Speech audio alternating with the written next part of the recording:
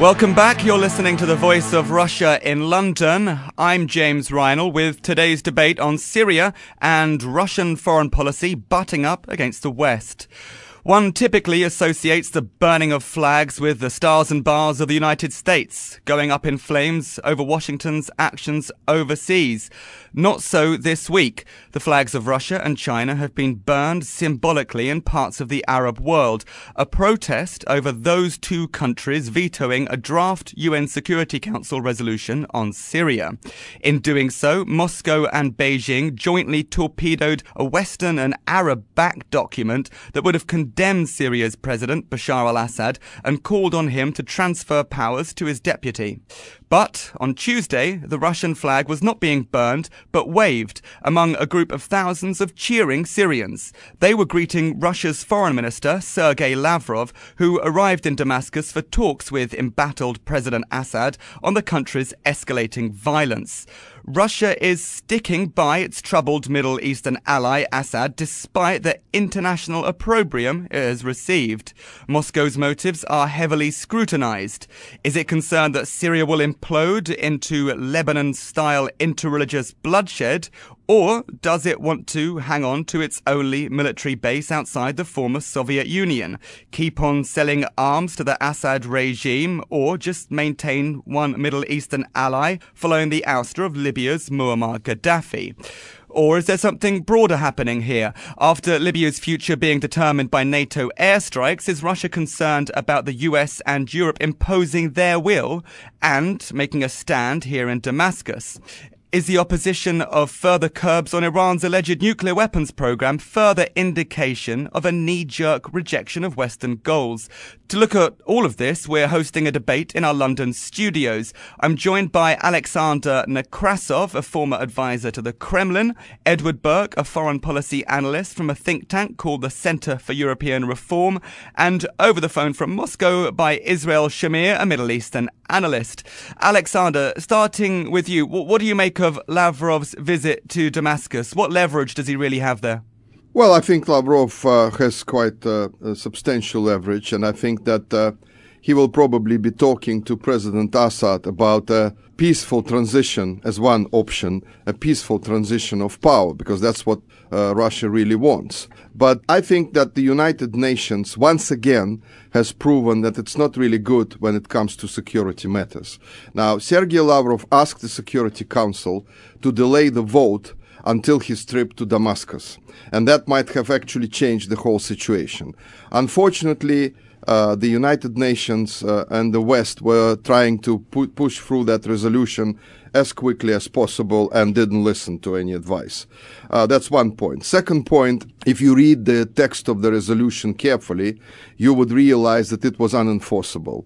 The deadline was 21 days. By that time, the Syrian regime was told to pull out all of its troops from all of the hotspots, all of the cities that were under siege and so on, which was totally impossible to achieve. So the Russians and the Chinese probably figured that diplomacy would not be able to have a chance with that sort of resolution. Now, I also would like to stress that when two permanent members of the United Nations Security Council block a resolution, that's a serious situation. It's not just one country going against it.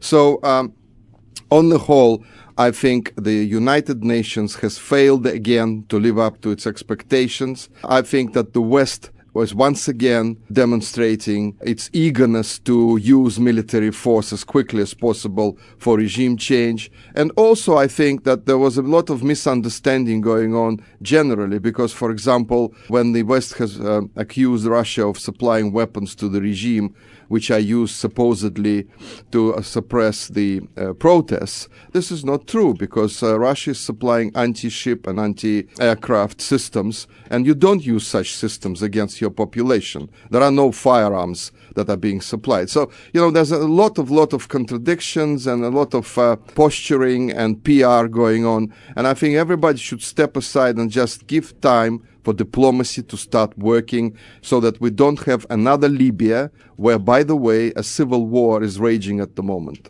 Edward, picking up on Alexander's point there about the UN resolution, he was suggesting that the Russian, the Chinese were right to veto a document that would have been unenforceable and unworkable. I think we have to first of all get away from this concept that the UN is some foreign Western concept and therefore it failing is somehow a positive thing. That's a negative, and Russia has not lived up to its obligations to behave in a constructive way at the Security Council. The fact is that there's been months to get this right. Months for Russian diplomats to come up with a coherent position. Months for them to make their objections in terms of a 21-day deadline. Months for a compromise to be made. And the fact is that Russian diplomacy is failing at the Security Council, in the Arab world where its reputation is in tatters, not only in the street obviously, but also amongst Arab governments.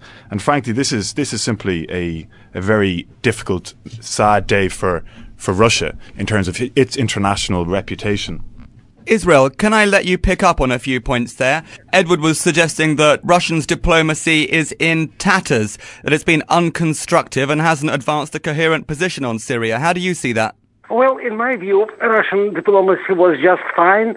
Maybe it was not sufficient because there are voices in Moscow that would like to see much more help being given to President Bashar al-Assad and to his government. There are people who speak that there should be much more force, much more weapons being supplied to him, and maybe even more. So it's not really like one-way street. And I would say there are 2 points to be taken in account. One of them, we should also try to understand why this peculiar draft was brought to vote just now. It is very well seen from Moscow on the background of the huge rally that was supposed to run on Saturday. This rally was supposed to break, to shatter in a way the Putin regime and to threaten the stability of Russian government. And that is why they brought the resolution to the vote. Sorry, Israel, just to clarify something here. You're suggesting that the timing by Western governments to push the UN Security Council for a vote isn't really got anything to do with what's happening in Syria, but it's got to do with Russia's internal political situation. Is that really what you're asserting? Absolutely. That's what I am doing. Can I just let Aleksandr see if he agrees with that? Well, I don't think that has any connection, to be honest with you, because that debate around the resolution was going on for weeks and months, and it's not like it was happening, for a few days before that demonstration in Moscow. And I'd be very surprised if Putin and his government were boasted by those numbers of pro-Putin supporters on the streets of Moscow. I think here, what we're witnessing here, and I made this point already, is the failure of the United Nations to once again try and find a diplomatic solution to a crisis. You can look back and see Iraq, you can see Libya, you can see Palestine and the Israeli problem, and everywhere the United Nations is failing to deliver on the security matters. And the point here is that the United Nations General Secretary and his assistants and deputies should have been flying back and forth between New York and Damascus, should have been trying their best to find some sort of solutions. They did not. The West, of course, was bent on pushing through any sort of resolution that would allow it to then start piling up the pressure on Assad. And it didn't really pay attention to any of the developments. And let's face it, Lavrov says, please, let's postpone the vote for a few days, not weeks or months.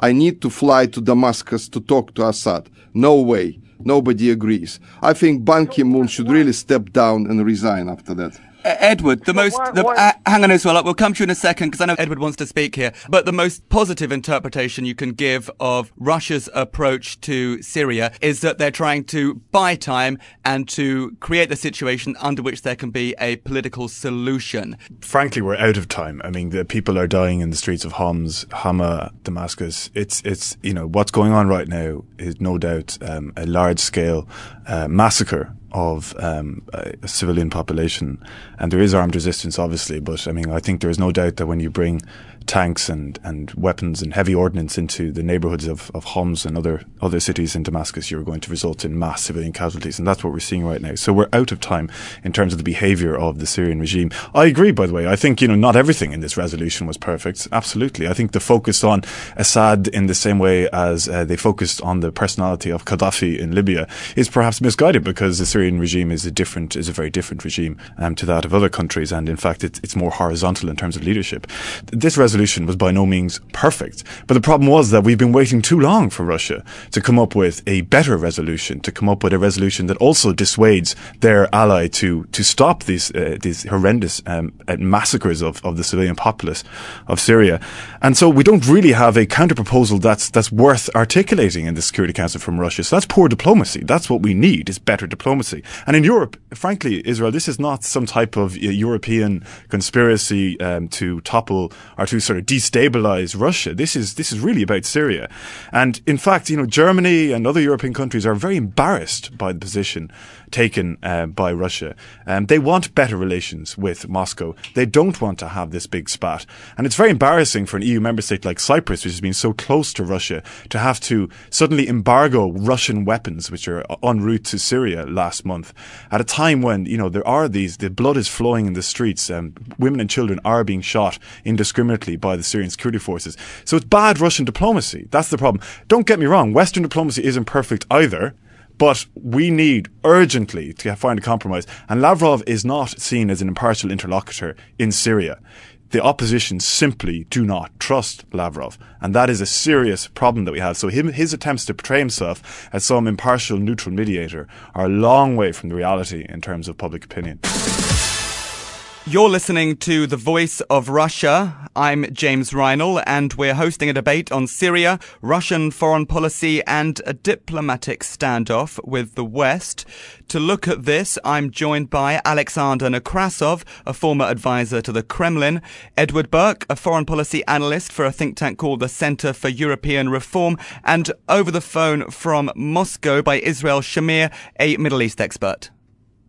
Israel, over to you in Moscow. You've already told us you've imputed nefarious motives behind the timing of the vote in the UN Security Council. But I want you to pick up on what Edward was saying there about a possible failure of Russian diplomacy, a lack of good ideas, and basically the embarrassment of what could be European team players on this issue. I see absolutely no way of Russia doing together with the West something about Syria, because the goals are totally different. The United States has its goal to undermine Iran. On the way to undermine Iran, it has to undermine Syria, the only possible ally of Iran in the area. Then it wants to uproot Hezbollah in order to create a possibility for Israeli troops to continue and to eventually to bomb Iran. So that is basically the plan. The idea is sort of war against Iran. Whoever doesn't see in the events in Syria a continuation of whatever goes around Iran, this person is just blind by one eye. And I think we should see it as a sort of whole about developments in the Middle East, where we see that the American satellites like Qatar and Saudi Arabia are basically trying to destabilize every force which would be eventually connected to Iran. And sorry, Israel, can I just come in there for a very quick second? Because actually the Obama administration has been pretty much embarrassed for establishing full diplomatic relations with the Assad regime in recent times. Similarly, there's been an attempt by Europe to really have some type of working rapprochement with the Assad regime. So actually it's pretty embarrassing for the US and Europe that they were shown to have have very bad timing in terms of trying to rewarm relations with Assad. And France particularly was caught out like that, like France was caught out with the Ben Ali regime in Tunisia. The thing about France and Tunisia is that they recognized that public opinion and the international relations were going against them. So they reversed their position. And then, but Russia is thinking about Syria in a rather old-fashioned way. It's thinking about its naval base in Tartus. It's thinking about, but to accuse Qatar of having some type of of US-only relationship goes against reality. Qatar has long been a friend and facilitated Hamas, Hezbollah in the region. I mean, Qatar also has a very nuanced relationship with Iran. So just to say that Qatar is acting only in the United States' interest and in this sort of lofty conspiracy against Iran underestimates really the genuine concern that many European countries and the US have for the fact that Syria is going down into a very dangerous place right now, civil war, and we have to do something about that because that's devastating for the region and possibly for Lebanon, possibly even repercussions in Iraq. Who knows? Syria is going through difficult time because it was undermined by a foreign insurgency. There is absolutely no country that never experienced insurgency which would be supplied from outside. The United States went through its own period of insurgency, which eventually brought out the civil war in the 19th century, and the insurgents were supplied by the British.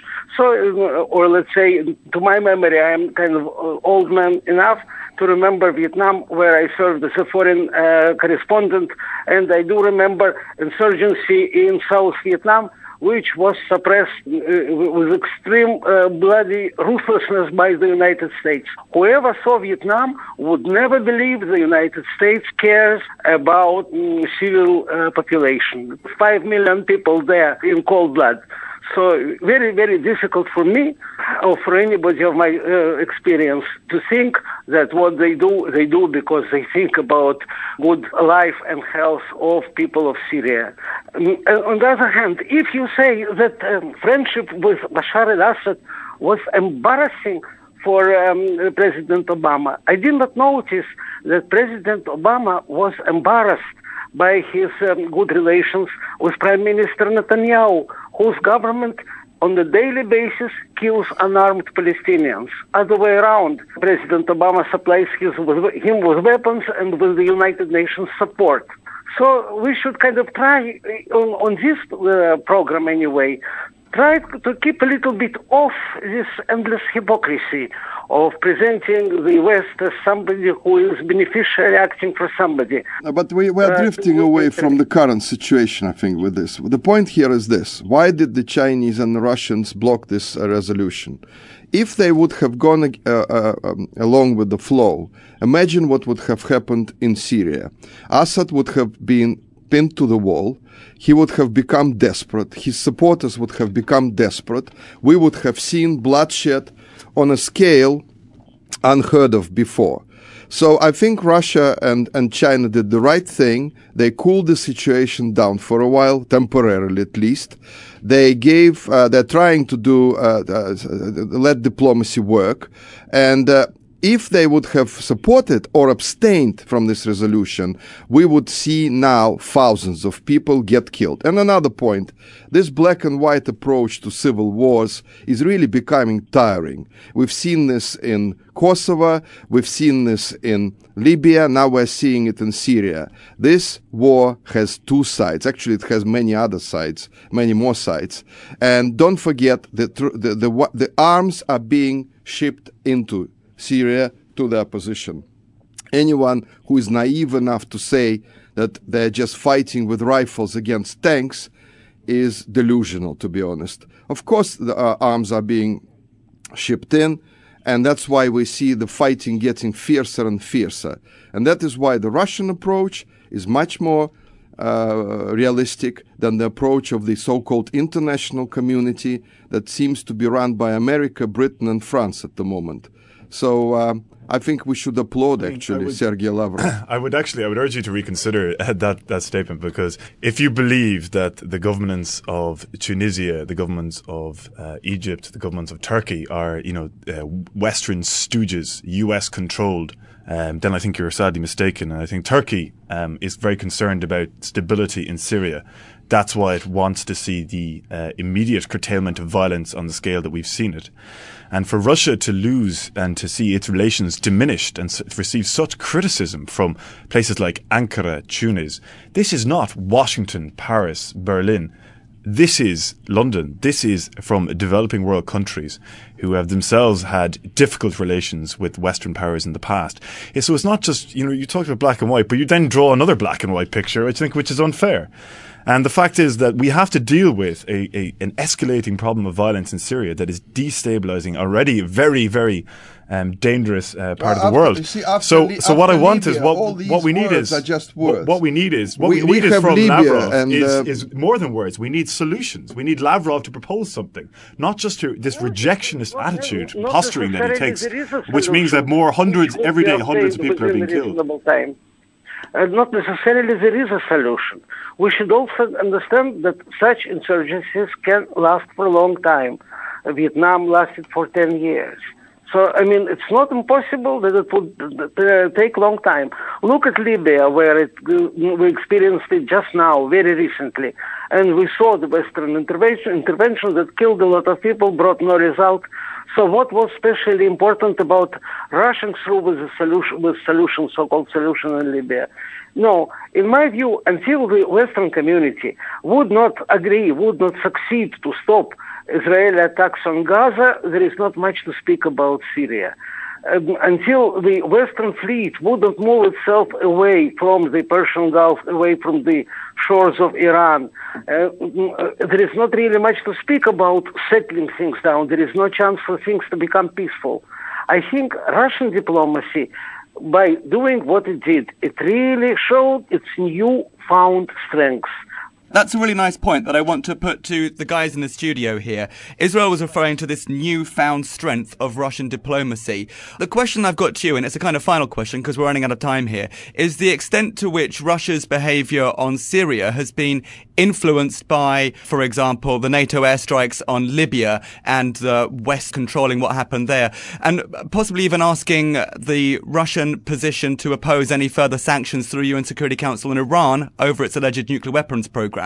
To what extent is Russia trying to carve out a new niche for itself, and to what extent is it just taking a knee-jerk rejection of all Western foreign policy goals? Alexander? Well, I think Russia is, and by the way, we are always forgetting that China voted against the resolution as well. This is a mighty powerful bloc, by the way. And I think that what has happened is this. Libya is an example of how the West screws it up.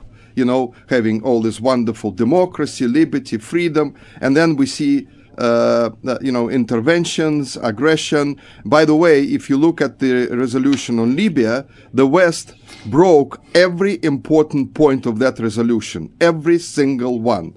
And it is remarkable, actually, that they got away with it.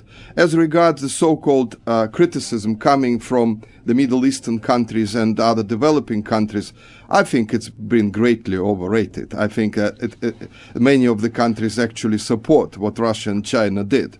And I think together, Russia and China, I think they are actually asserting their strength now on the international stage, and thank God for that, because there has to be a balance of power, which was lost after the Soviet Union disappeared. America and its allies have to be controlled. They cannot be allowed to use their so-called democracy, exporting democracy all over the world and committing crimes, I repeat, crimes, that happened in Libya, that are happening in Afghanistan. And don't forget the war started on false pretenses in Iraq. Everybody forgets about that.